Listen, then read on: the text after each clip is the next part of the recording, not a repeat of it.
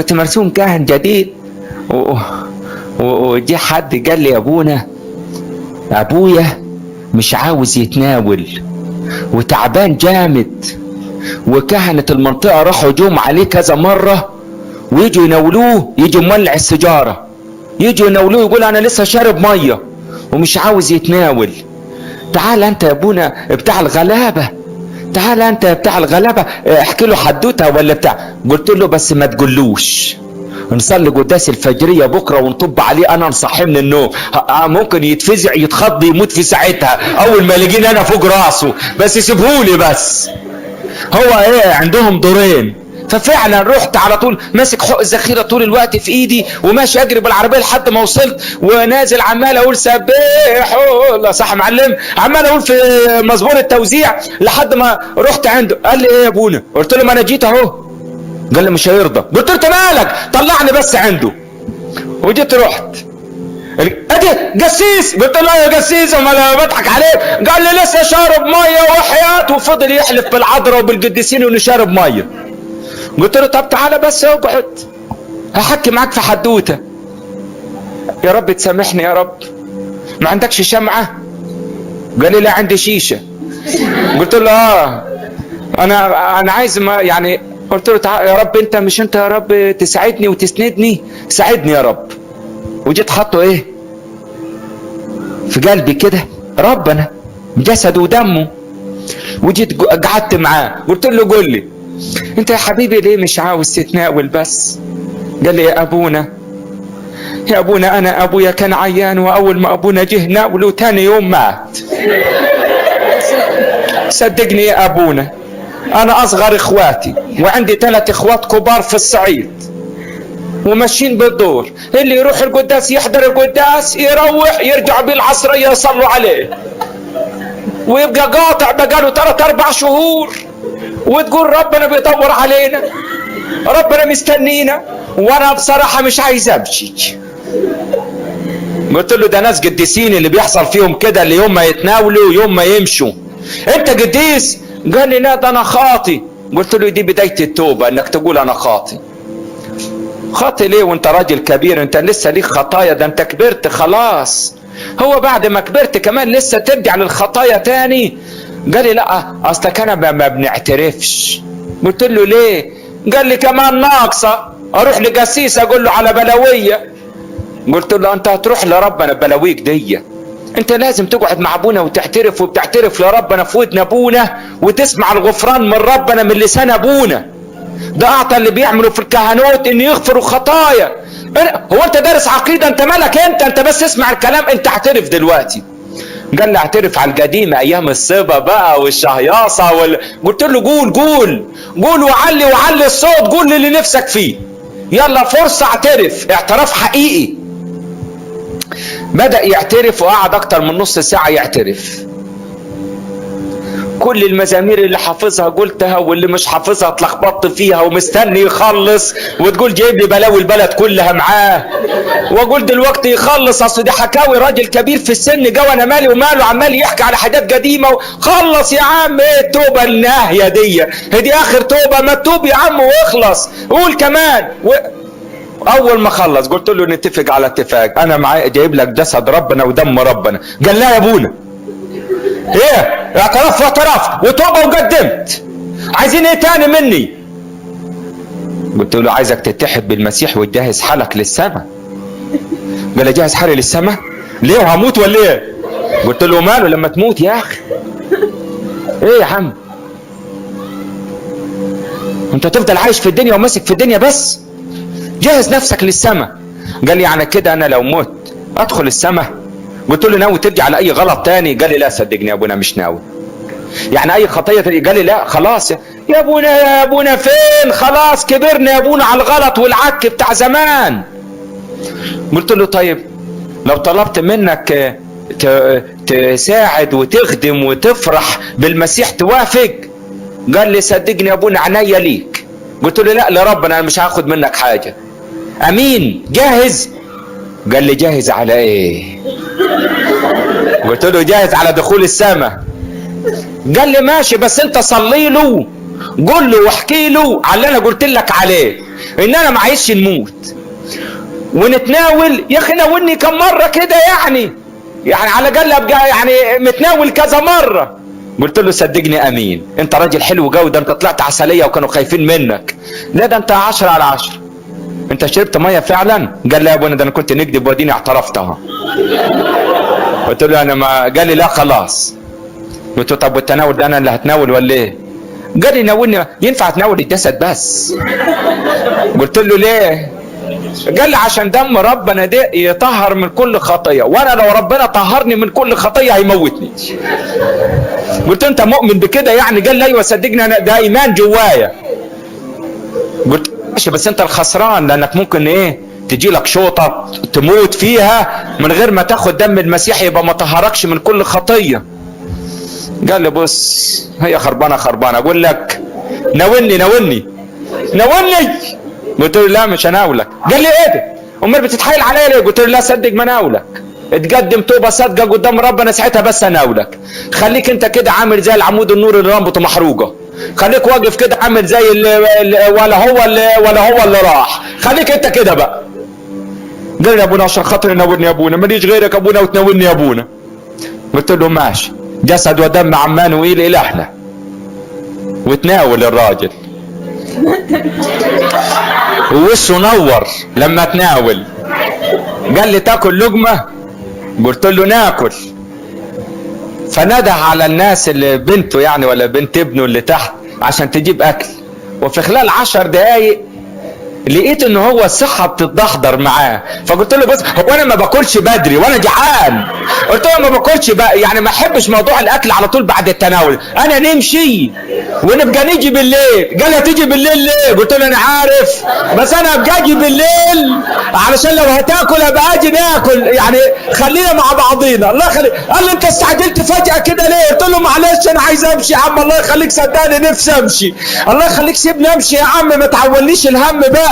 قال لي ماشي براحتك يا بنتي انا هنمشي خلاص. عايزين حاجه؟ قالت لي استنى يا ابونا عشان عايزين نتصور معاك وفرحانين انك انت جيت. انت ناولته يا ابونا؟ قلت لها انا عارف اساليه فوق، اساليه انا عارف. انزل. دورت العربيه ولسه ما مشيتش والصويت اشتغل. قلت نشكر الله نشكر الله. حتى بالليل ما رحتش، خفت لا يقولوا ده ابونا اللي جه ناول الصبح، ما هي عيله كل اللي يتناول يمشي. طب انا ما يجيبوا يمسكوا فيا انا، يطلع حد بيحبه كان عايزه يفضل قاعد ولا حاجه. قلت امشي يا عم ما تقولش الهم بس انت وتناول. صدقني هو ربنا عايزنا ما نقولش الهم وحياتنا على الارض عشان يجهزنا ندخل السماء، غير كده لا. اوعى تفكر انك قاعد عشان تجوز العيال. عارف لو انت قاعد عشان تجوز العيال، طب ما العيال اول ما تتجوز هيسافروا بره ويقولوا لك باي، يبقى قاعد ليه يا ريس؟ لا ده كده لو عاده دي ملهاش لازمه. امال انت طب قاعد ليه؟ انتم شهودي يقول السيد الرب. عارف بايه؟ بانك ما تقعدش الهم. عارفه تعرفي تمشي تدي باستمرار وانت ماشيه، تدي ابتسامه. ما لو اديتي فلوس على طول هتبقي فجريه معكيش فلوس خالص. انت هتجيب منين لما تفضل تدي؟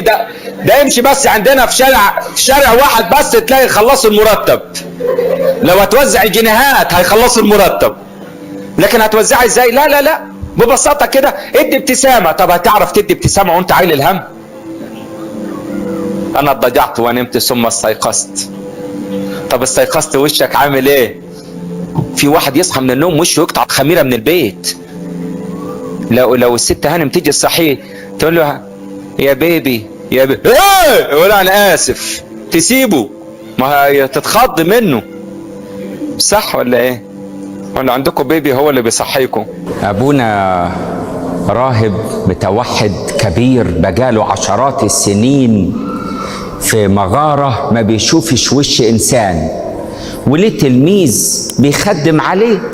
في يوم من الايام جه راهب من الدير طلع قال للتلميذ انا عايز اقابل ابونا. قال له ابونا ما بيشوفش وش انسان. قال له يا اخي ده انا ابونا يا اخي، عايز اقابل ابونا يا ابونا. فقال له نقول لابونا. فراح التلميذ، ابونا التلميذ يقول لابونا المتوحد: يا ابونا اغاب يا ابونا. قال له: اغاب يا ولدي؟ قال له: يا ابونا في ابونا جاي من الدير يا ابونا، عاوز يقابلك يا ابونا، ينفع يا ابونا تقابل ابونا عشان ابونا ما يمشيش زعلان يا ابونا انه ما قابلكش يا ابونا، ينفع يا ابونا تقابل ابونا؟ قال له: يا ولدي ماشي نقابل ابونا. فدخل ابونا يقابل ابونا المتوحد الكبير، فقال له: يا ابونا ليا رجاء في المسيح ما تكسفنيش، عايز طلب. قال له: اتفضل. قال له: انا تعبت من الناس وكلام الناس ومقابلات الناس، ونفسي يا ابونا اجي اخد مغارة قريبة منك اقعد فيها، وابونا تلميذك يخدم عليا وعليك، إن كان على الخبز والمية ولا علاج ولا حاجة يجيبهولي وخلاص. قال لي: يا ابونا ده للرب الارض وملؤها المسكونة وما عليها، والبرية واسعة والجبل كبير. احنا نطول يا ابونا، ده ربنا قال لو 2 ولا 3 اجتمعوا اكون في وسطهم، واحنا من يومنا 2 وتبقى 3، يعني المسيح يبقى في وسطنا. طبعا يا ابونا اوافق، اتفضل يا ابونا مطرح ما تحب تقعد اقعد وصلي لي. راح ابونا شاف له مغارة في وسط الجبل، قعد في المغارة، وعدت عشرات الايام، وبص ابونا المتوحد من المغارة بتاعته لقى ناس كتير جوه على الجبل، فنده على التلميذ: يا ولدي. قال له: ايوه يا ابي. قال له: ايه الناس دي؟ قال له: مش ابونا الجديد اللي جه طلع مشهور وكان بيعمل معجزات ويطلع شياطين ومعروف في الدير كله، ولما جه هنا البرية الناس عرفت انه جه، فبدأت الناس برضو تجيله من شرق وغرب. قال له: الناس تجيله؟ هو ده شغل متوحدين، ما تلزمناش عيشته جنبينا بالطريقة دي. روح يا ولدي قول له ابونا بيقول لك امشي من هنا، ده مش نظام توحد ده، روح قول له امشي من هنا. فنزل ابونا التلميذ يقابل ابونا الراهب المشهور: اغاب يا ابونا، اهلا يا ابونا، في حاجة ولا ايه يا ابونا؟ قال له: ده انا ابونا المتوحد بعتني ليك. قال له: ايه في حاجة؟ قال له: بيقول لك صلواتك لاجلي عشان انا كبير ومش قادر اجي لحد عندك تصلي لي، فصلي لي. فقال له: ده صلوات القديسين، ده راجل متواضع وحلو، ده انا اجيله ويصلي لي، ده بركه كبيره.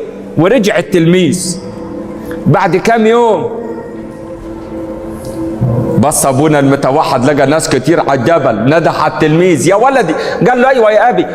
قال له: مش ابونا ده المفروض يمشي، مش قلت له روح له دلوقتي قول له امشي دلوقتي، يلا يمشي دلوقتي؟ قال له: حاضر يا ابونا. اخذ بعضه ابونا التلميذ وراح لابونا المشهور: يا ابونا. قال له: ايه يا ولدي، ده انا كنت نفسي نيجي بس الزحمه معلش، في حاجه ولا ايه؟ قال له: ابونا المره دي بيقول لك صلواتك، صلي لاجلك. فقال له: ده صلوات القديسين، ده انا نيجي معاك دلوقتي، استنى شويه اجي معاك. شويه ورا شويه. قال له: طب بص يا ولدي روح انت عشان ما يزعجلكش، اتاخرت كده وانا اخلص على اللي موجودين واجي وراك على طول. واول ما رجع التلميذ لابونا المتوحد قال له: ده الناس بتزيد مش بتقل، هو ما مشيش ولا ايه؟ قال له: لسه يا ابي. قال له: هو ده شغل رهبان؟ ده الرهبنه طاعه، والتوحد لم ترى وجه انسان، والتلمذه تسمع الكلام، ده طقس رهباني يا ابني. استناني. راح جاب عصايته اللي بيتعكز عليها واخذ بعضه ونازل من على الجبل رايح لابونا يزعطه. مش تفهموها دي؟ يمشيه يعني يقول له امشي من هنا يلا واسمع الكلام وامشي من المكان. فالتلميذ مش عارف يعمل ايه، طلع يجري قدام منه وراح قال له: يا ابونا ده ابويا جاي لك لحد عندك. قال له: زي الكلام ده انا اطلع له ابوس على رجليه، ده راجل بركه وقديس وتواضع منه انه يجي لحد عندي، انا ده انا اروح لحد عنده. وطلع ابونا الجبل بيبص على ابونا، واول ما قرب عليه جه نزل على الارض عشان يمسك في رجليه ويبوس على رجليه. فاول ما مسك في رجليه وهو ماسك له العصايه وجاي يمشيه من المكان، فجه التلميذ جنب ودن ابونا المتوحد وقال له: حللني يا ابي، انا ما قلتلوش على حاجة من اللي قلت لي عليها، ولا قلت له امشي ولا ما تمشيش. أخطيت يا أبي أخطيت، بس يعني بكل محبة يا أبي معلش. قال له يعني ما فيش حاجة من اللي قلت عليها عارفها؟ قال له لا يا أبي، أنا كنت بقول له صلواتك. قال له يا ولدي الصراحة المفروض أنت المعلم وأنا التلميذ، لأنك صنعت سلام بيني وبين أبونا الجديد، وطلع متواضع عمال بيبوس في الأرض ويبوس في رجليه. ده أنت طلعت واد صنايعي، صنايعي سلام، لأنه الكتاب يقول طوبى لصانعي السلام لأنهم أبناء الله. إحنا عندنا صناعية كثيرة في البلد، في إشي نجاش يسحب معجون، وإشي سباك يركب حمامات، وإشي جراح يفتح ويطلع الحصوة من على الكلى وإيديه تتلف في حرير، ولا صوابعه تتلف في حرير. كلها صنعات، صنايعة، صنايعية، صنعة. يا ترى صنعتك إيه؟ يا ترى صنعتك صانع سلام في عالم اتنزع منه السلام؟ احنا جيل اللي الحرب جايمة حوالينا من كل حتة. لو تيجي تقلب كده في حالنا، تبص كده ناحية جبلي، تلاقي ناس شبه بعضها، نفس اللون ونفس الطول وجرايب ونفس اللغة ونفس الثقافة، وعمالين نازلين ضرب في بعض يا جدع، عايزين يخلصوا على بعضيهم. دم تيجي تقول انا مش هبص مقبل، انا هبص مشرق كده، ابص بعيد في حته تانية، تلاقي ناس مختلفين عن بعضهم، ولا نفس اللون ولا نفس الشكل ولا نفس الثقافه ولا نفس البلد، وبرضه نازلين ضرب في بعض وعاملين ولا اللي كانها اباده، وحرب من كل حته، حرب.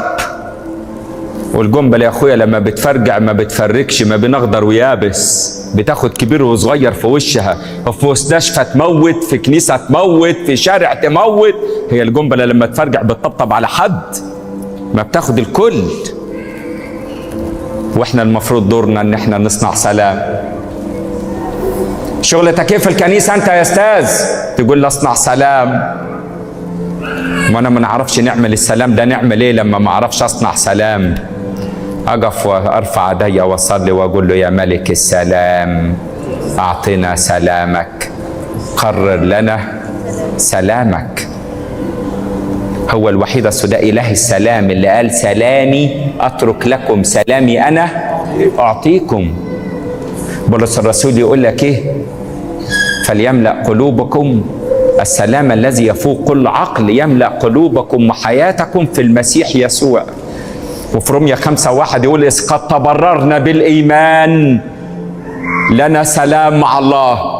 لما المشكلة تيجي لحد عندك ولا ترفع عليك قضية والفجر يجي ويحط عليك، امسك في ربنا وزود الإيمان عشان ما يتنزعش منك السلام. احنا شغلتنا والصنعة بتاعتنا ان المفروض نصنع سلام. الناس تفكر صنع السلام بالكلام، يعني اجي اقول يا اختي ما تزعليش من اللي جنب منك، ده بتحبك، ده ما تتضايقيش، خلاص كده انا عملت اللي عليا. هو بالكلام؟ ده احنا في زمن كل حاجه غليت، ده حتى السلعه الرئيسيه اللازمه للحياه غاليه. يعني الدواء اللي بيستخدموه الدكاتره لعلاج المرضى غالي. يا ابونا غليت، ايوه يا ابونا. طب وتقف تتفرج؟ لازم تصنع سلام في البيوت اللي ما فيهاش لقمة العيش. اصلك الصيام بدأ والست هانم قالت لجوزها لو سمحت تبقى تجيب معاك ازازة زيت، ده الفول بالزيت والبطاطس بالزيت والبدنجان بالزيت وقلبنا زيت في زيت، ناقص ننقط من كعنا زيت، تبقى تجيب ازازة زيت وانت جاي معاك. ويا عين الراجل ما معهوش، مش عارف يروح البيت، هيروح يقول لها ايه؟ يقول لها اجلي البطاطس في ميه ما هتتسلك. طب هتعملها ازاي دي؟ طب ما عايزه ازازه الزيت واحنا واقفين نتفرج. ده ياما بنات الخطوبات بتاعتها اتفسخت وباظت عشان امها يا عيني ما عرفتش تجيب لها الجهاز، الثلاجه والغساله والبوتاجاز، وبرضك لسه واقفين نتفرج. هو ده يرضي ربنا؟ مش احنا صناعيه سلام؟ شغلنا ايه؟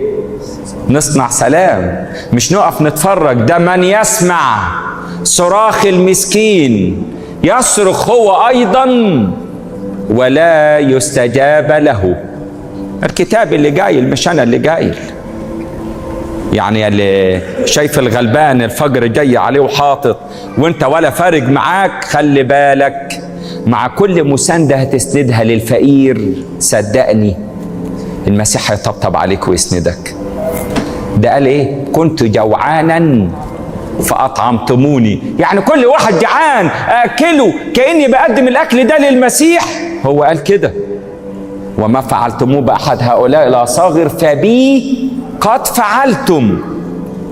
يعني الموضوع محتاج مننا تركيز.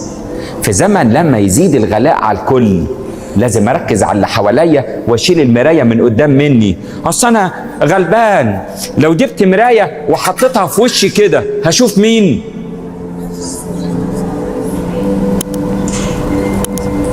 انا بتكلم عن العطاء مش عن الصمت، لا تكونوا متلخبطين.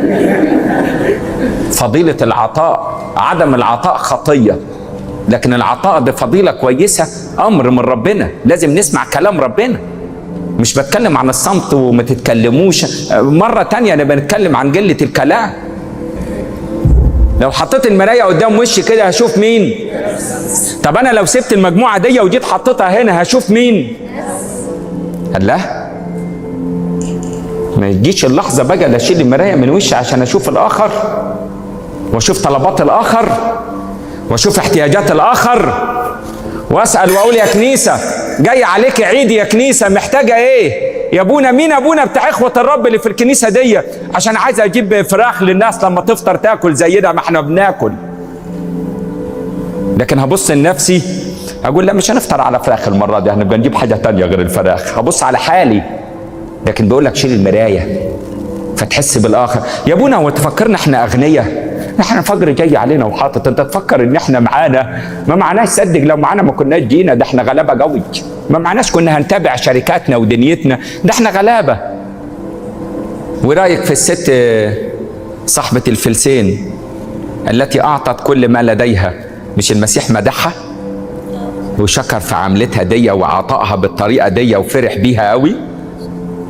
ورايكم في ارمله صرف الصيدا ايام ايليا، ايام المجاعه، لما كان عندها شويه دقيق وشويه زيت وهتعمل الكعكه اللي هتاكلها هي وابنها واحده وبعدها تموت. ده الكتاب ذكر كده في سفر الملوك. والغريب انه اول ما يظهر ايليا في الموضوع يقول لها خش يا ارمله. قالت له اعمل ايه؟ قال لها اعمل كعكه. قالت له الكعكه دي انا وابني ناكلوها، هاكلها انا وولدي وبعديها هنموت، احنا لاقيين حاجه تانية. مفيش كعكه في المنطقه ومفيش دقيق ومفيش زيت والفجر جه والمجاعه جت وهنموت بعدها. قال لها لا لا لا، روحي اعملي لي انا الاول الكعكه اكلها انا الاول واتفرجي على اللي هيحصل. وسمعت الكلام. عارفين ساعتها حصل ايه؟ كوار الدقيق لم يفرغ وكوز الزيت لم ينقص. اعطوا تعطوا، ايوه ارحموا ترحموا. طب واللي ما يرحمش ما يستاهلش رحمه ربنا. اللي ما يرحمش الغلبان الفقير الشحات التعبان اللي محتاج، اللي الكنيسه عارفاه باسمه، ده ما يستاهل زي رحمه ربنا. يبقى كاننا بننده في ملطه. مش عارف ايه ملطه دي بس بيقولوا المثل ده. يعني كاننا بننادي وخلاص ومحدش عايز يسمع، كتل خرسانيه قاعده ما حدش عاوز يساعد. لا، تساعد تلاقي اللي يساعدك طول الوقت كده. بالكيل اللي تكالوا به يكال لكم ويزاد. ما انت لما تدي ربنا يديلك. خلي السوسته مفتوحه يا ابونا، علمونا كده في الدير في اول 40 يوم. قال يا ابونا خلي سوستك مفتوحه ما تكفلش. اقول له ليه؟ يقول لي عشان اللي يديلك ما تتكسفش. خده وانت بتاخد لنفسك، خد منه وحط في جيبك، واول ما تروح للغلبه طلع من جيبك ووزع يا ابونا. خلي السوسته مفتوحه. لكن لو اتملت وجفلت محدش هيديلك تاني. خليهم بقى دول القليلين دول، خليك اديك جافل عليهم. لا لا لا، وزع يجي تاني وتوزع تاني وتبقى دايره شغاله. انت حيالله شيال. العطاء للجميع، العطاء للفقير قبل الغني. مش لازم تبقى عندك شركات ولا عندك عماير ولا عندك مشاريعك علشان تقول ساعتها بس ابقى اشوف العشور ايه ولا ابقى ادفع. لا، ده كل ما يدخل جيبك تدفع منه، وكل من سألك اعطيه. وده سؤال شائك. يطلع لي واحد كده في الاجتماع يقول لي يا ابونا الله يخليك يا ابونا بلاش موضوع الايه بتاعت كل من سألك، انا نفسي اشخبط على كلمه كل دي، ده كلها حرفين اشخبط عليها وخلاص. خليها من سألك اعطيه، وانا اخد الكلام على من سألني ده يستاهل ولا لا او اشوف. لكن كل دي بتخليني ادي للناس كلها. ايوه ادي للكل. مين عملك قاضي؟ مين عملك انت قاضي؟ صدقني الغلبان اللي هتدي له جنيه الحديد ده مش يرضى ياخده منك.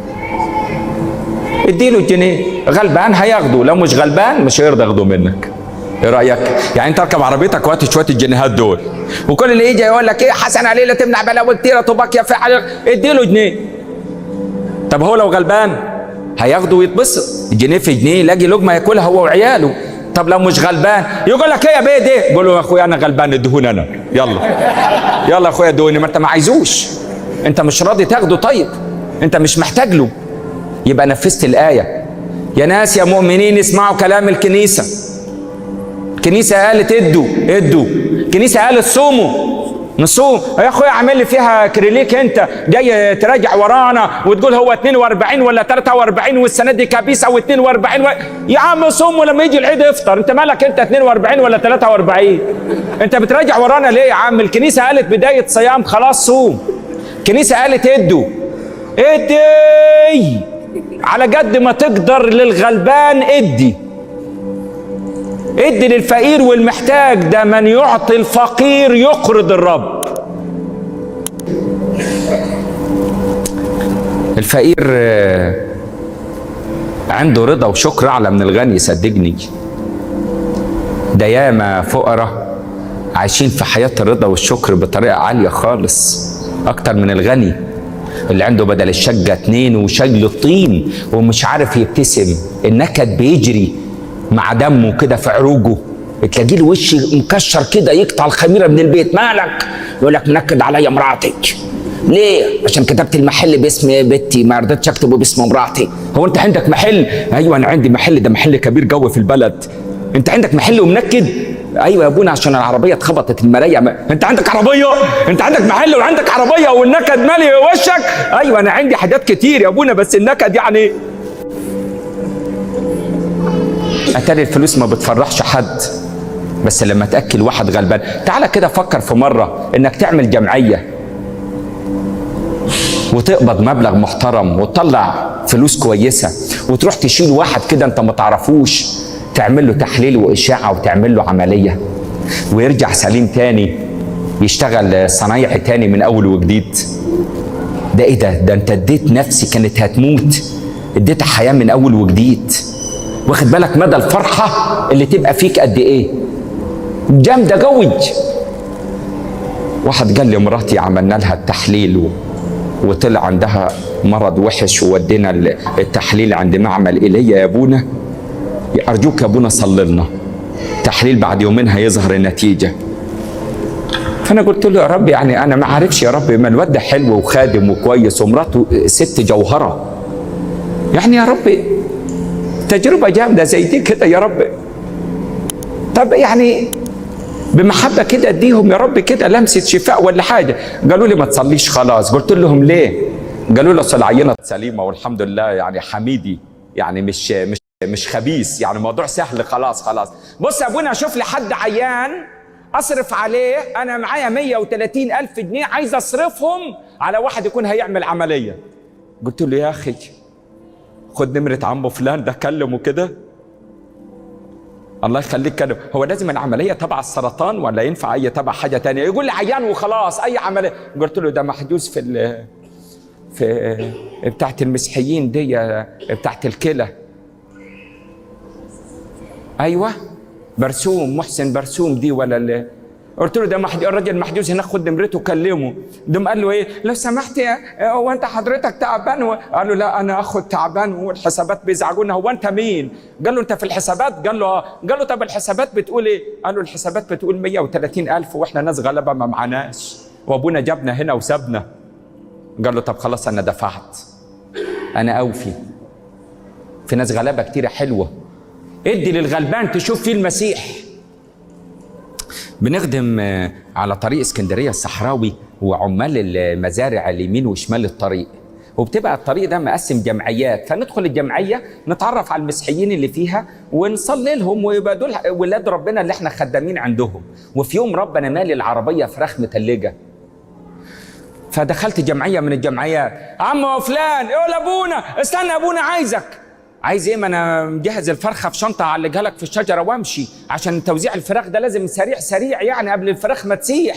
محتاج ايه؟ يقول لي رحت عند عمك عبد المسيح. قلت له عم انا عبد المسيح؟ عم ايه يا عم؟ انا ماليش عم عبد المسيح. قال لي عمك عبد المسيح في ارض البدنجان، تبقى تروح تديله الفرخه. يا عم ماشي نبقى نروح لعم عبد المسيح، ما تعطلنيش خلينا نخلص الفراخ. هم 22 واحد في الجمعيه دي، اسيب عم فلان اروح لفلان؟ كل ما اجي اروح عند واحد يقول يا ابونا ما تنساش عمك عبد المسيح. يا عم عممتوا الناس علينا. يا عم ماشي حاضر هروح لعم عبد المسيح، ومكتوب عليا في الكونتراتو حاضر هروح لعم عبد المسيح في ارض البدنجان، عرفته خلاص. وبعد ما كله اخذ من الناس دخلت في ارض البدنجان ولقيت راجل حبيبي قال ابونا. قلت له الله يبارك لك تعالى. جيت فاتح خد يا حبيبي الله يبارك لك يا مولانا. قلت له مولانا انت مين يا عم؟ هو انت عم عبد المسيح؟ قال لي لا ده عبد المسيح اللي جوه.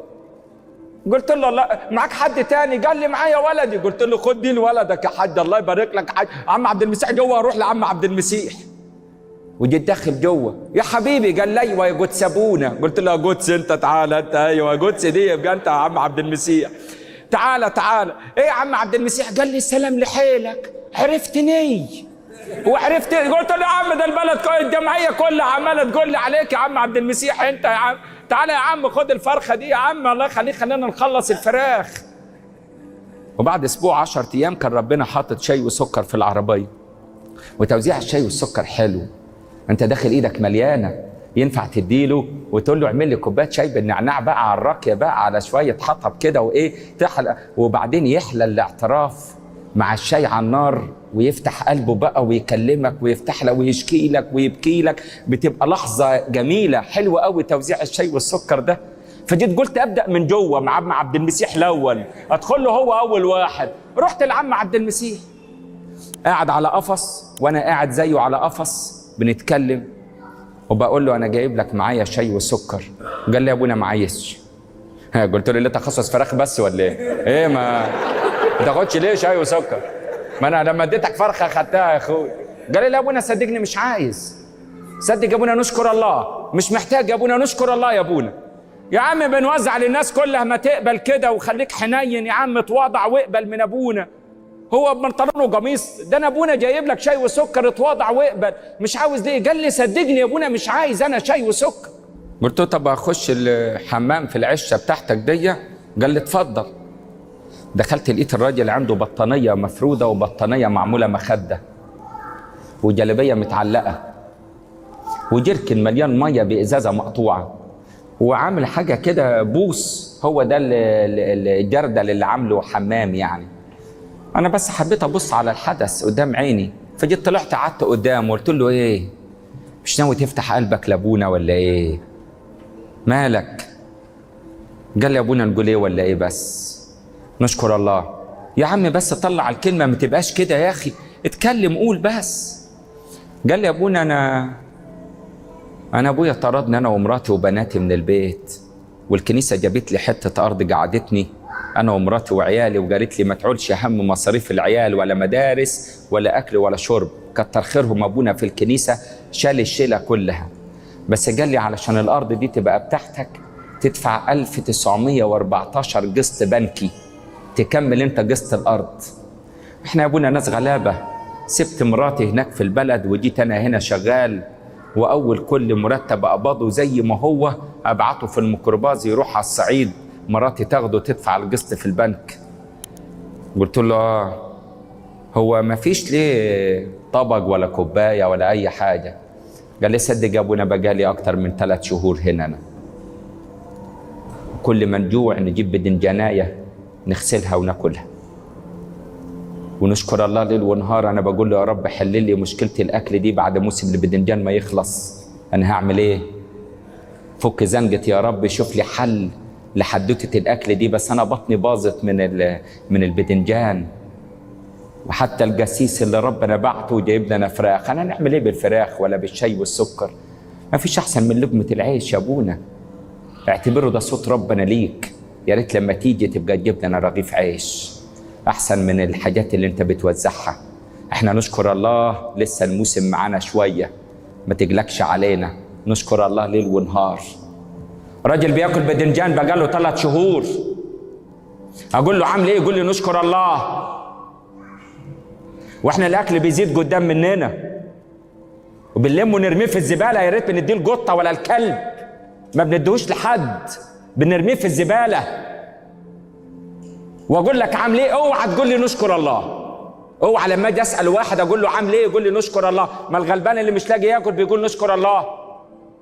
انت المفروض تعمل نشكر الله، تشيلك واحد على كتفك كده وتقول ده شغلتي، ده انا نكشف عليه ونصرف عليه ونجوز بناته ودي شغلتي، هنشحت علشانه، هنشحت ونمد ايدي للقريب والغريب عشان اودي للغلبان ده.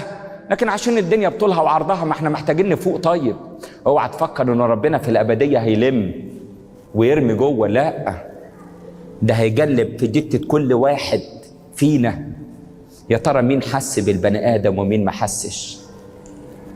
احنا ماسكين بس في كلمه العشور. ابونا انا بدفع العشور. مين قال لك موضوع العشور ده؟ دي نص الحقيقه، دي مش الحقيقه الكامله. نص الحقيقه ادفع العشور، ده من البدايه خالص. عارفين هابيل زمان اول في البدايات الخليجه راح قدم ذبيحه وربنا قبلها، ايه رايك؟ نوح واخد 7 في الفلك من كل حاجه، واول ما طلع قدم ذبيحه وربنا قبلها. ابراهيم قلب ورايا في الكتاب وراجع، لو ما مصدقش الكلام راجع في الكتاب تلاقي اللي بقول لك عليه ده حقيقه. ابراهيم يقول لك يعشر كل ما لديه، وده كان رجل اعمال كبير قوي وغني قوي، عشر كل حاجه ودفع العشور لملكي صادق كهن الله العلي، دفع العشور. في ملاخي بقى نهى الامر وقال لهم سرقتموني وقلت متى سرقناك، سلبتموني وقلتم متى سلبناك، سلبتموني في العشور والتقدمه، هاتوا العشور وجربوني ونفتح لكم قوة من السماء وفيض عليكم خيرات حتى تقولوا كفانا كفانا. ده من القديم بيقول لك ادفع العشور. لكن احنا يا حبايبي في العهد الجديد ندفع ايه؟ عيانين يعلم الله، ما بيجاوبوش ليه؟ في القديم قال لهم ادفع العشور ودفعوا. طب في العهد الجديد تعالى كده بص في العهد الجديد. في العهد الجديد ربنا ادانا ايه؟ ادانا جسده ودمه، ناكل من جسده ونشرب من دمه. ادانا ملكوت لكل واحد فينا وحياة أبدية. ادانا روح قدس جوه مننا باستمرار يبكتني على كل خطية ويقود حياتي ويعلمني ويرشدني وينصحني ويفهمني. كل العطايا اللي ادهاني ربنا. فلما اجي اقف قدام ربنا يقول لي ايه؟ كل من سألك أعطيه. لو حد عاوز منك الرداء اديله ايه؟ الثوب ايضا. يعني لو عايز التلفيحه اللي على اديله كمان يا ريس، اقلع الجاكيت واديهوله، اديله. تعال اسمع كده وعظه القدس ابونا لوجا صدروس عن موضوع العطاء ده. طلع ايات من الكتاب تقول انه اللي يدي ويحس بالبني ادم ويتوب ربنا يغفر له خطاياه. بايات من الكتاب المقدس. قلت يا ابوي ده الموضوع طلع مهم قوي. ايوه، ادي وحس بالاخر، تتفتح ليك قوه من السماء ويفيض عليك خيرات. ابونا في الدير في خلوه ومروح عدى علينا يوم الجمعه اللي قبل يوم الخميس اللي قبل الرفاع على طول، وقال لي يا ابونا بكره اخر قداس قبل يوم ما يبدا، وعندي 30 واحد غلبان نفسي اديهم 30 فرخه، ما فيش حد من حبايبك تبعتني ليه؟ قلت له لا، تعالى ندهم لك انا يا راجل، تعالى. فتحت واديته 30 فرخه. ابونا اللي معايا قال لي يا ابونا يعني احنا من قله الغلابه اللي عندنا يا ابونا، هو احنا ملاحقين على اللي عندنا؟ ما يشيل شيلته. قلت له معلش المفروض كنت ارجع لك قبل ما اعمل كده. قال لي لا العفو يا ابونا ما فيش مشكله خلاص، بس انا عامل حساب يعني بكره وبعده عايزين نوزع للناس واللي عندنا قليل نعمل ايه؟ قلت له انا عارف، يعني انت بصصت في الفرخه اللي هاكلها قبل ما اصوم ولا ايه؟ تاخد الفرخه اللي هاكلها انا يعني؟ ما اكيد يعني ربنا يتولى الكل يعني. التليفون يرن يقول لي يا ابونا معلش نتعبك، مقر دير العذراء اخميم في الخطاطبه جنب منكم، تبقى تروح بكره تستلم 300 فرخه للغلابه يا ابونا معلش.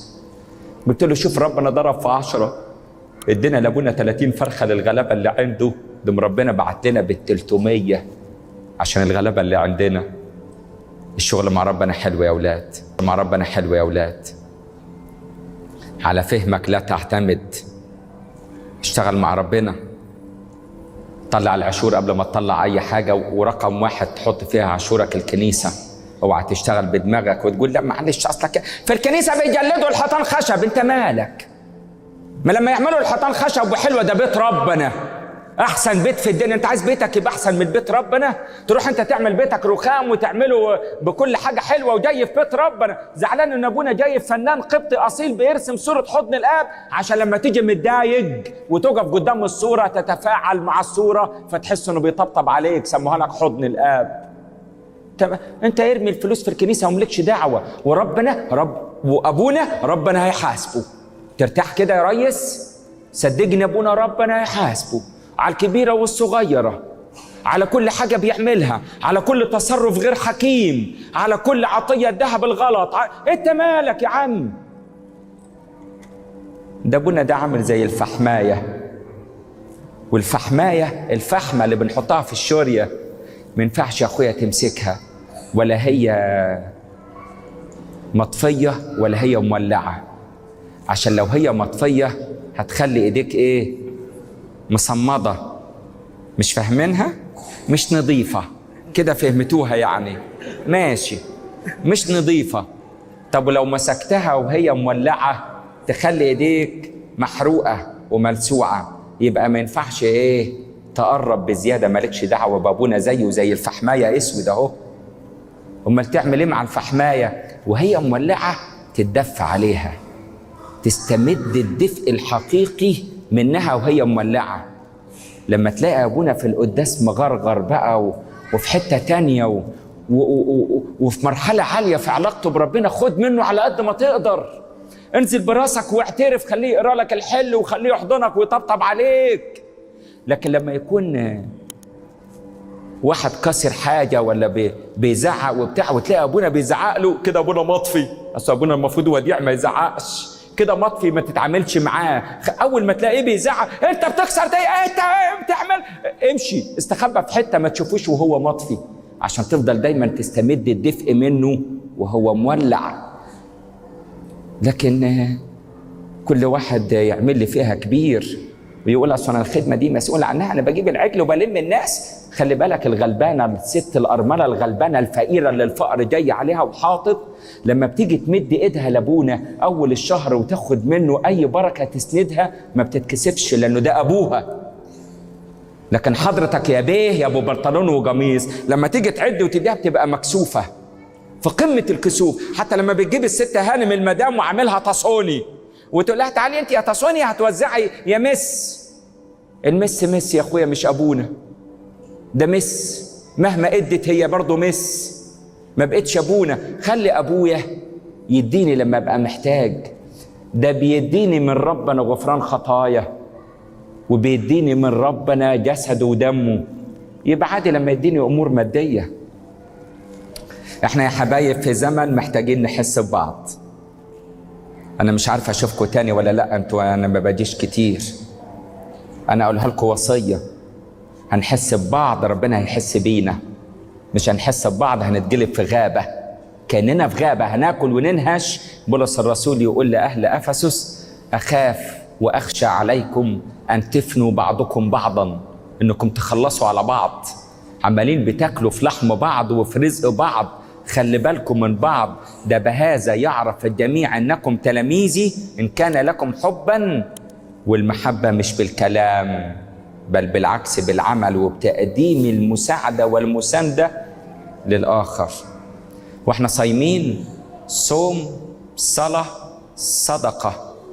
يبقى واحنا صايمين خلي بالك من الصاد الثالثة بتاعت ايه؟ صدقة. وادينا اتفقنا ان القصة مش قصة عشور، مش كل 1000 جنيه اطلع 100. لا يصدقني، الموضوع طلع اعلى بكتير قوي من العشور. طلع ايه؟ نحس ببعض. طول ما في الغلابة كتار يبقى الاحساس يزيد ويعلى كمان وكمان. زي ما كل ما الخطية تكتر ربنا يدينا غفران خطايا الخطايانا اكتر واكتر. ولا يجي يقول ايه؟ انت ليك 7 خطايا بس في اليوم، التامنة مش هدي لك غفران خطايا. ده كلام ايه الكلام ده؟ ده عمال بيغفر لنا في خطايانا باستمرار، وانت برضو افضل حس بالغلبان والفقير باستمرار.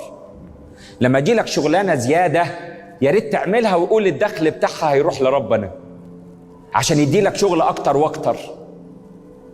لما يجي لك شغلانة جديدة البكور بتاعتها وديها لربنا.